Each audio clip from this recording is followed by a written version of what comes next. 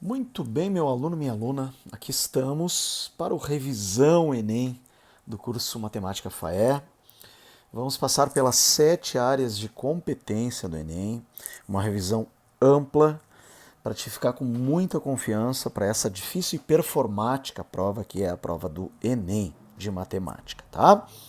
Bom, antes de passar os conteúdos, passar pelas 7 áreas de competência, nós vamos analisar aqui então as estatísticas da prova nos últimos 2 anos, tá?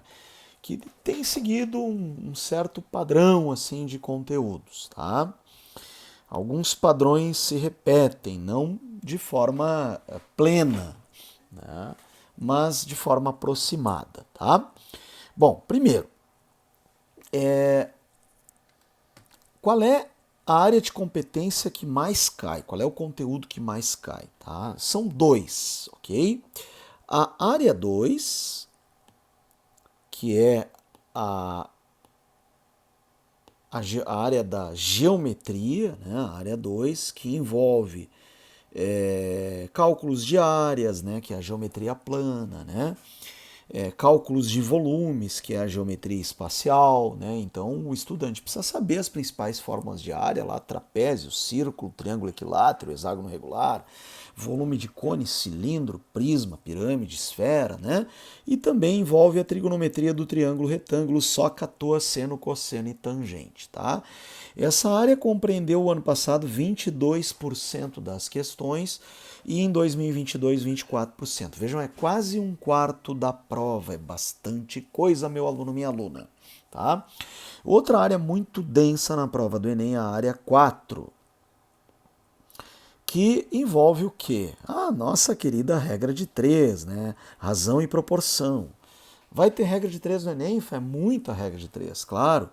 Pode ter, com certeza vai ter a simples, pode ser que tenha composta, questões de identificação de grandezas, questões de porcentagem e questões de juros, que é um assunto complicado dessa área 4. 22% das questões ano passado, 18% em 2022, um quinto da prova é dessa área aí. Muita regra de 3, né? Essas duas são de longe as áreas mais amplas. Para pensar, é quase metade da prova, né? Das 45 questões, tu vai ter lá 21, 22 dessas duas áreas, tá?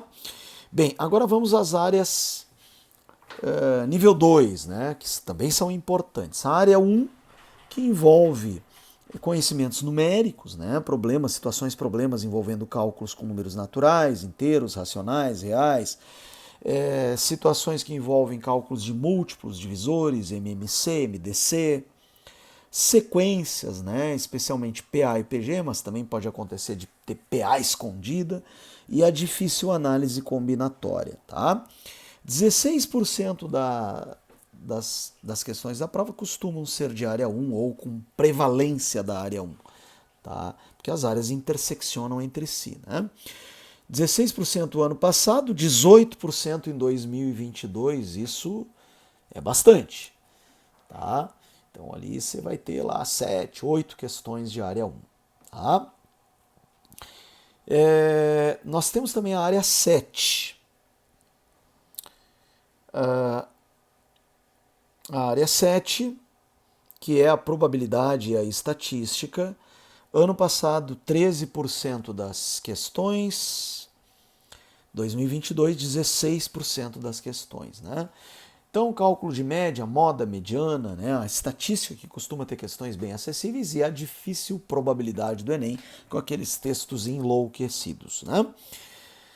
Então, também uma área que vai ter lá, olha aí, ó, 7, 8 questões, né? Tem esse prognóstico aí. Vamos agora às áreas terciárias. A área 5, que é a área abstrata da prova do Enem, que envolve o X, conhecimentos algébricos, né, funções, né, modelagem de funções que cai todo ano, função do primeiro grau, função afim que cai todo ano, a quadrática que de vez em quando aparece, a exponencial, a log que quase todo ano aparece, a trigonométrica, essas mais difíceis, sistemas lineares que de vez em quando aparecem e a geometria analítica que bem de vez em quando aparece, tá?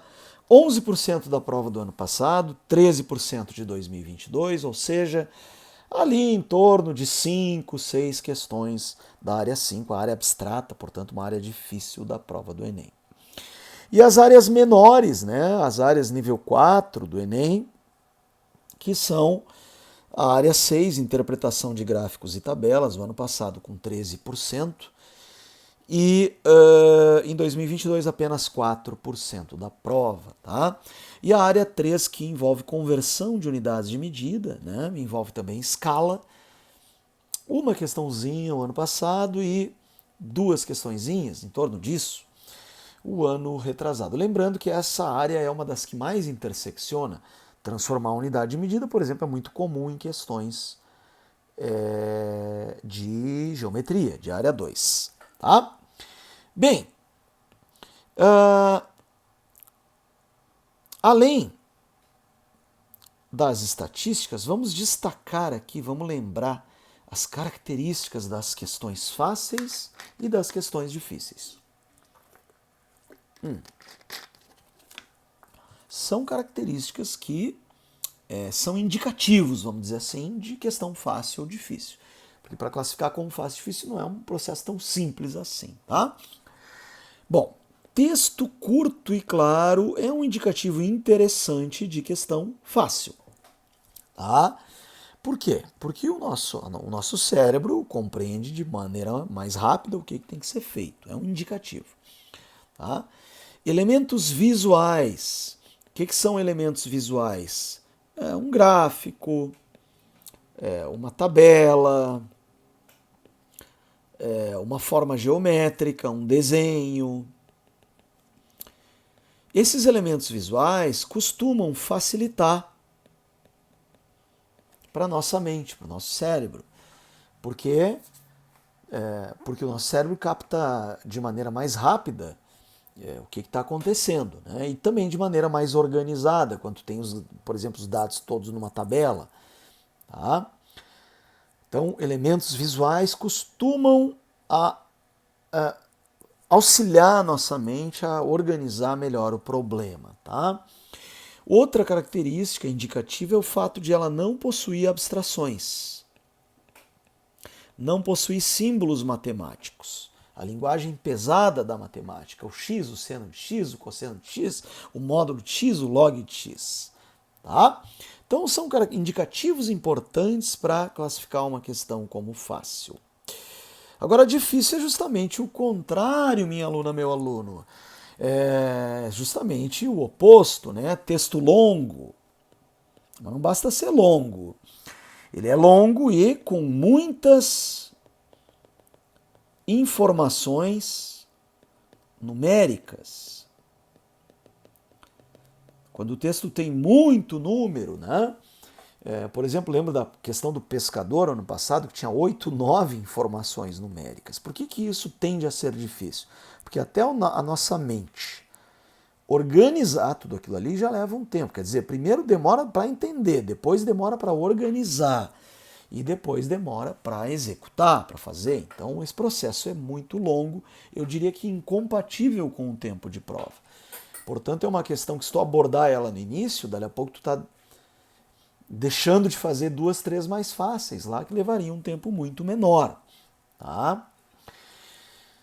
Somente texto, né? Quando tem só texto, gente, que não tem imagem, aí dificulta para o cérebro, né? Porque ele tem que traduzir a palavra, quer dizer, a palavra é transformada numa imagem lá na tua mente, tu internaliza aquilo ali para depois executar.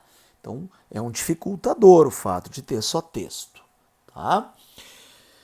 Possui abstrações, a questão difícil, um indicativo de questão difícil é a linguagem matemática. Tá? Mas, Faé, se eu sei aquele conteúdo, caiu lá um gráfico de uma função trigonométrica com y igual a mais b seno de cx, eu sei, eu conheço, resolva. Né? Tu identifica rapidamente o que tem que fazer, resolva. Questão difícil não é pra gente errar a questão difícil. Quanto mais tu acertar, melhor. Tá? Mas, normalmente, ela pontua menos pelo fato de ter abstração. Tá? Bem, a respeito dos conteúdos, o conteúdo, o que eu vou colocar aqui são conteúdos que normalmente caracterizam questão fácil. Não é certo que ela vai ser fácil, tá? Porque existem outros fatores que vão além do conteúdo. Né? Por exemplo, as alternativas, o distrator, o texto, tá? Mas em geral, questão que envolve média, em geral, não é difícil. Né? Moda, mediana. São conteúdos que, na maioria das vezes, se apresentam em questões mais acessíveis, mais fáceis. Tá? Outro tipo de assunto, comparação entre razões.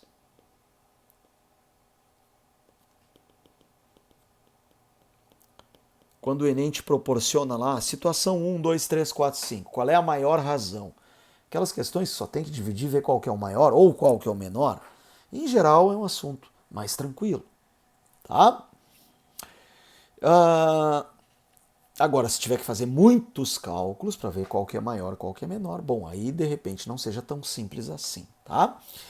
Agora, conteúdos que normalmente estão associados a questões difíceis, tá? Juros no Enem é o Deus nos acuda. Normalmente eles complicam demais em juros, com textos longos, tá? Especialmente se tiver parcelas no meio, aí complica pra caramba, tá? Outro assunto bastante complicado no Enem é probabilidades. O Enem tem feito questões absurdamente complicadas. Já aconteceu de ter questão de probabilidade mais simples? Claro que sim. Mas em geral é o cão chupando manga. Né? Logs, gente. O Enem complica, costuma complicar em logs. Alguns tipos de funções, como funções trigonométricas, pode complicar. Geometria analítica, especialmente equação da circunferência, equação ou inequação da circunferência, tá? E análise combinatória,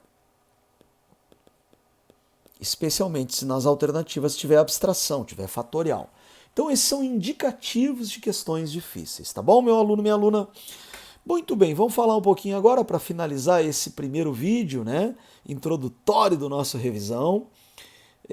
Vamos falar um pouquinho de técnicas para ganhar tempo, né? Então, leu a pergunta. A pergunta, ela tem que saltar os olhos, tu tem que circular a pergunta. Tu tem que circular as palavras que definem a pergunta. Cuidado com palavrinhas quantos a mais, quantos a menos, palavrinhas que remetem a mais um cálculo lá no final. Né? Cuidado. Os dados, pessoal, os dados tu tem que estar sempre sublinhando, destacando. Tu sublinha os dados e circula a pergunta. Palavras importantes, dados numéricos, né? Cuidar com números por extenso, sublinhar fórmulas, títulos de gráficos, legendas de gráficos. Isso tem que saltar aos olhos, tá? Outra coisa importante é olhar para as alternativas, meu aluno, minha aluna, sempre com aquele olhar aprofundado às alternativas.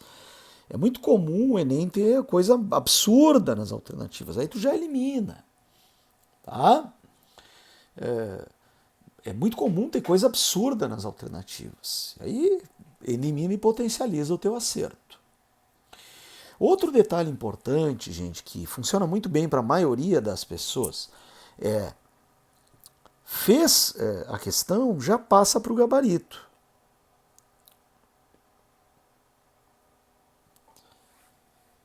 Deixar para passar no final pode ser um procedimento muito repetitivo, e procedimentos repetitivos levam a uma probabilidade maior de erro. Tá? Isso costuma minimizar os erros resultantes de trabalho repetitivo. Tá? Outro detalhe importante, galera, um detalhe importantíssimo, né? Saber aproximar, usar números aproximados, olhar para as alternativas, elas estão distantes, aí tu aproxima, né? O cálculo mental, por exemplo, tu vai montar uma regra de 3 lá, sei lá, 50, vamos voltar aqui. 50 está para 150. X está para 37. Uma regrinha de 3. Olha para os números antes de fazer o cálculo. Tu não pode ser ansioso na prova do Enem. Tu tem que ter um olhar analítico. Ah, esse número é 3 vezes menor do que esse. Então esse aqui tem que ser 3 vezes menor. Ah, mas 37 por 3 não dá quebrado. Ah, mas 36 dá. Dá 12. Aí tu vai no 12. Olha para as alternativas, elas estão distantes, usa o 12. Tá? Então esse tipo de situação é bem legal para o Enem, te ajuda demais. Certo, meu aluno, minha aluna, aí está então a introdução, né, para a gente fazer uma grande prova do Enem, tá?